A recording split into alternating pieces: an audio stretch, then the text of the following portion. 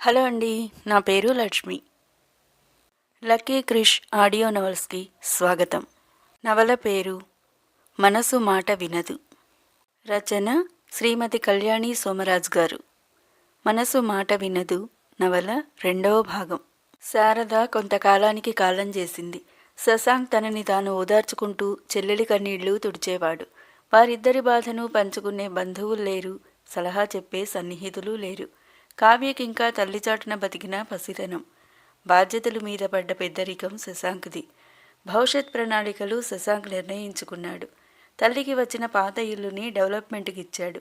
చెల్లెల్ని ఎంఎస్సి కోయంబత్తూరులో ఉన్న పిఎస్జిలో చేర్పించాడు.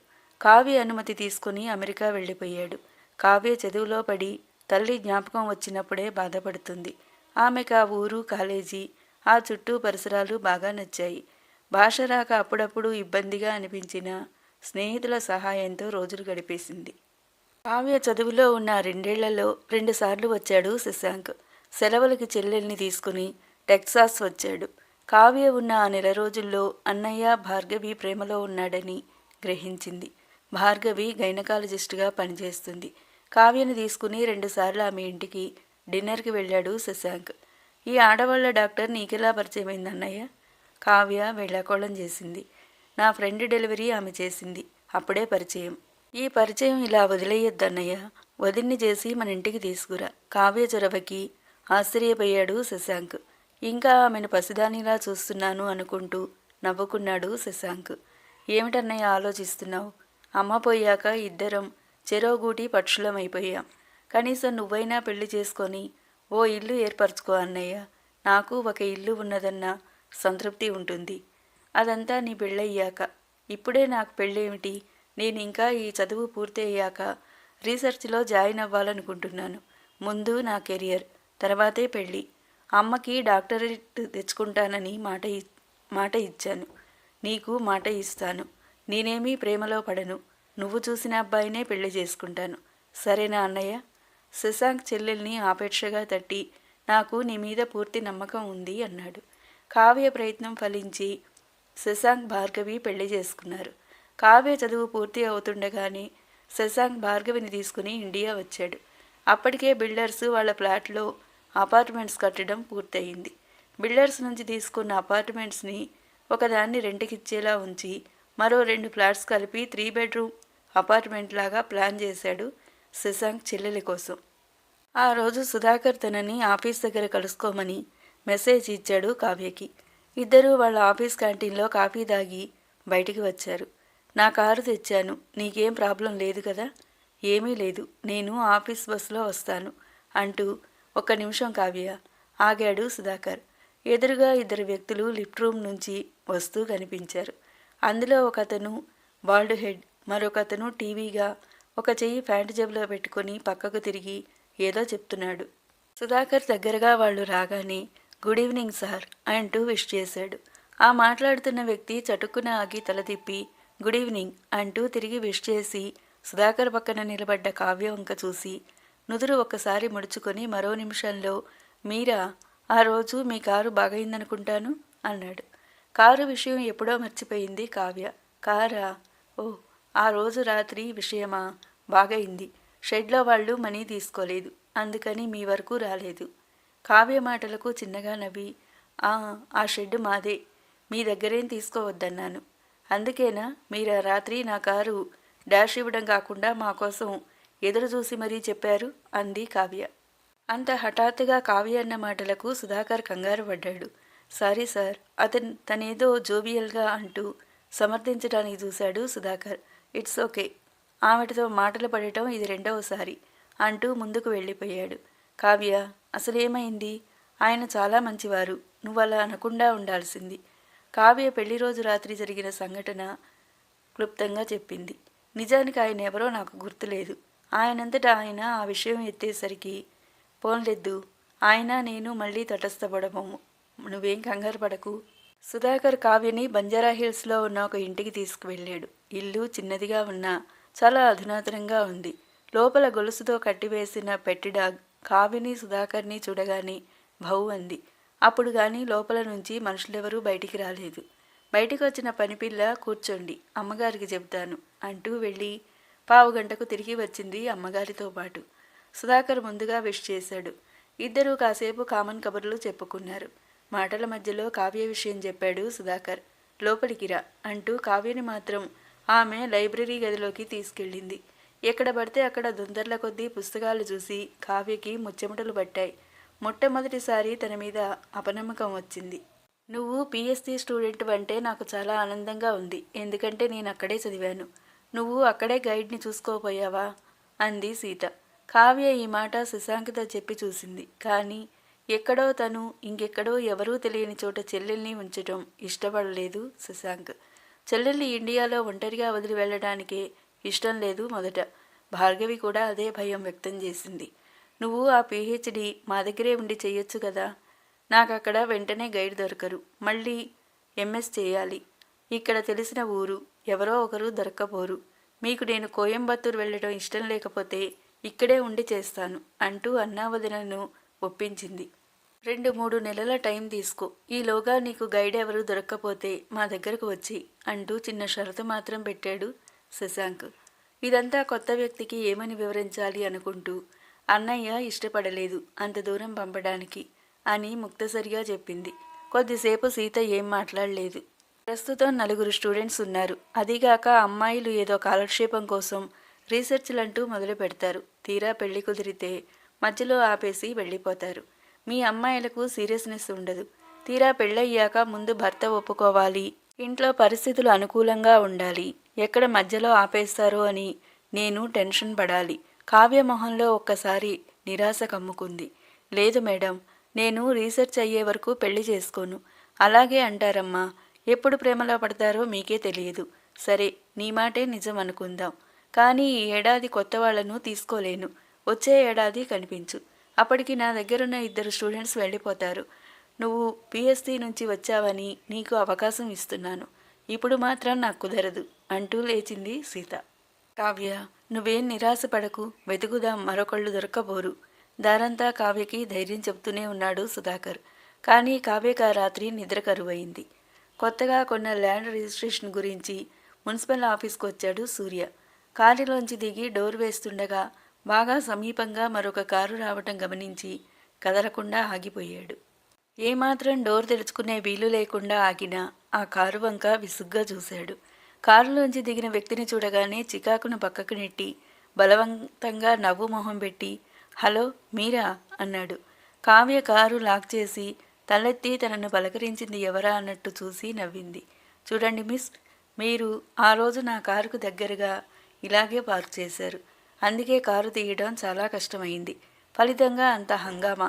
ఎప్పుడెప్పుడు ఆమెకు సమాధానం సరైన పద్ధతిలో ఇవ్వాలా అని ఎదురు చూసినట్లు మాట్లాడుతున్న అతని వంక, తన కారు వంక మార్చి మార్చి చూసింది కావ్య. సారీ, నేనిప్పుడే తీస్తాను అంటూ కారు వైపు నడిచింది. మళ్ళీ కారుని బ్యాక్ చేసి ఈసారి సక్రమంగా పార్క్ చేసింది. సారీ, మిమ్మల్ని నొప్పిస్తే. సూర్య మనసు చల్లబడింది. తప్పు చేసింది నేను కదా, సారీ ఎందుకు? మీరేమిటి ఇక్కడ? సైట్ రిజిస్ట్రేషన్ గురించి వచ్చాను. మీరేమిటి? నా హౌస్ ట్యాక్స్ కట్టాలని వచ్చాను అంది కావ్య. ఇద్దరూ కలిసి ముందుకు నడిచారు. సుధాకర్ పెళ్లి కాదు, ఏదో సంభాషణ మొదలు పెట్టాలి. అది ఇద్దరికీ తెలిసిన వ్యక్తి సుధాకర్ అన్న విషయం గుర్తుకు వచ్చింది సూర్యకి. అవును, రేపు ఆదివారం రాత్రి. ఇంకా 4 రోజులుంది, కానీ నేను రాలేనని చెప్పేశాను అతనికి అన్నాడు సూర్య. మీ ఫ్రెండ్ పెళ్లికి వెళ్ళారా? అతను పెళ్లి జరుగుతున్న వెన్యూ మా ఇంటికి చాలా దూరం. పైగా రాత్రిపూట, ఎందుకు రిస్క్ తీసుకోవడం? ఆ రోజు మీతో మీ ఫ్రెండ్స్ కూడా వచ్చారు. అవును, కానీ వాళ్ళంతా యుఎస్ వెళ్ళిపోయారు. రూప పెళ్ళయ్యాక హనీమూన్కి వెళ్ళింది. అయినా మీకు తెలుసు కదా. కావ్య మాటలకు కంగారుగా సూర్య, నో, రూప తెలియదు. ఆమె భర్త, నేను ఇద్దరం క్లాస్మేట్స్. అంతలో కావ్య వెళ్లే వైపు తిరిగింది. సూర్య ముందుకు వెళ్ళబోతూ, మిస్, నా పేరు కావ్య. మిస్ కావ్య, పెళ్లికి మా ఆఫీస్ స్టాఫ్ చాలామంది వెళతారు. ఆఫీస్ నుంచి బస్సు కూడా వెళుతుంది. మీకు అభ్యంతరం లేకపోతే వాళ్లతో మీరు వెళ్ళవచ్చు. సుధాకర్ మీరు రాకపోతే ఫీల్ అవుతాడేమో అనుకుంటే. సూర్య మాటలకు ఒక క్షణం మనసులో వెళితే అన్న ఆలోచన వచ్చింది. కానీ ఏమాత్రం పరిచయం లేని వాళ్లతోనా? ఆ మాట పైకి అంది కావ్య. సూర్య ఈ కాలం అమ్మాయిలా లేదు. ఆమెను మొహమాటంతో బాధించకూడదు. సరే మీ ఇష్టం. ఒకవేళ మీకు వాళ్ళతో వెళ్ళటం అభ్యంతరం అయితే నాతో రండి. నేను పెళ్లి టైంకి వెళ్ళి వచ్చేస్తాను, ఎక్కువసేపు ఉండను అంటూ మరో అవకాశం కల్పించాడు సూర్య. మీకు అభ్యంతరం లేకపోతే మీ సెల్కి ఏ విషయం ఫోన్ చేస్తాను. ష్యూర్ అంటూ సెల్ నెంబర్ చెప్పి మరొక నిమిషం కూడా ఆగకుండా గబగబా అడుగులేసుకుంటూ వెళ్ళిపోయాడు. కావ్యక రోజు ఉదయమే శశాంక్ నుండి ఫోన్ వచ్చింది. పేపర్స్ పంపిస్తాను, అవి ఫిల్ చేసి ఎంబసీకి పంపమని. అన్నయ్య తనకిచ్చిన గడువు పూర్తిగా వచ్చింది. గుమ్మంలో కూర్చున్న కాబోలీవాలా అయినా కొద్ది రోజులు అవకాశం ఇస్తాడేమో కానీ అన్నయ్య ఇంకా తనకి టైం ఇవ్వడు. సమరంలో ఓడిపోయిన సైనికుడిలా కావ్య మనసు పరాజయాన్ని అంగీకరించలేక అవస్థపడుతోంది. ఆ రోజు రాత్రే సుధాకర్ పెళ్లి అన్న విషయం గోడ మీద క్యాలెండర్లో తను రెడ్ పెన్తో గుండ్రంగా చుట్టిన డాట్ గుర్తు చేస్తోంది. ఆ రోజు సూర్య చెప్పగానే వెళ్ళాలని ఒక్క నిమిషం మనసు ఊగిన తరువాత ఆ ఆలోచన రాలేదు. కానీ పోనీ వెళితే తాత్కాలికంగానైనా ఈ పరిస్థితి నుంచి బయటపడవచ్చు అనుకుంటూ సూర్యకి ఫోన్ చేసింది. కానీ అతను బిజీగా ఉన్నాడేమో, ఏమీ సమాధానం రాలేదు. రాత్రి అన్యమనస్కంగా వంట మొదలుపెట్టింది. అంతలో సెల్ మోగింది. సూర్య గొంతు వినగానే ఆశ్చర్యపోయింది. సారీ, ఇందాక మీటింగ్లో ఉండి మీకు వెంటనే పిలవలేకపోయాను. ఇంకో గంటలో బయలుదేరుదాం. మీ అడ్రస్ చెప్పండి. మీకెందుకు శ్రమ, నేను మీ ఆఫీస్కు వస్తాను. కావ్యకు అతని నుంచి ఎక్కువ సహాయం తీసుకోవాలని లేదు. నేను మా ఇంటి నుంచి బయలుదేరుతున్నాను. మీరు రెడీ అయి ఉండండి. నేను మీ ఇంటి దగ్గరకు వచ్చే ముందు రింగ్ చేస్తాను. బయట నిలబడితే చాలు. మీ ఇంటి అడ్రస్ చెప్పండి. కావ్య చెప్పింది. ఓ, మా ఇంటికి చాలా దగ్గర. మీరేం మొహమాట పడక్కర్లేదు. మీకు టైం సరిపోతుంది కదా రెడీ అవ్వడానికి. పెళ్లికి వెళ్లే ఉత్సాహం లేదు కావ్యలో. కానీ ఈ ఒంటరితనం తనను వెక్కిరిస్తున్నట్లుంది. దీని నుంచి పారిపోవాలి. భార్గవి తన కోసం చాలా చీరలు కొని వార్డ్రోబ్ నింపింది, వద్దంటున్నా వినకుండా. అందులో డబుల్ కలర్లో ఉన్న వర్క్ చేసిన నెట్టెడ్ చీర తీసింది. దాని మీదకు ముత్యాల సెట్. సూర్య చెప్పిన టైంకి వచ్చేశాడు. ఇవేనా మీ అపార్ట్మెంట్స్? కారు ఎక్కిన కావ్యని అడిగాడు. అవును సార్, నేనుండేది సెకండ్ ఫ్లోర్. నేను మీ బాస్ని కాదు, సూర్య అనండి చాలు.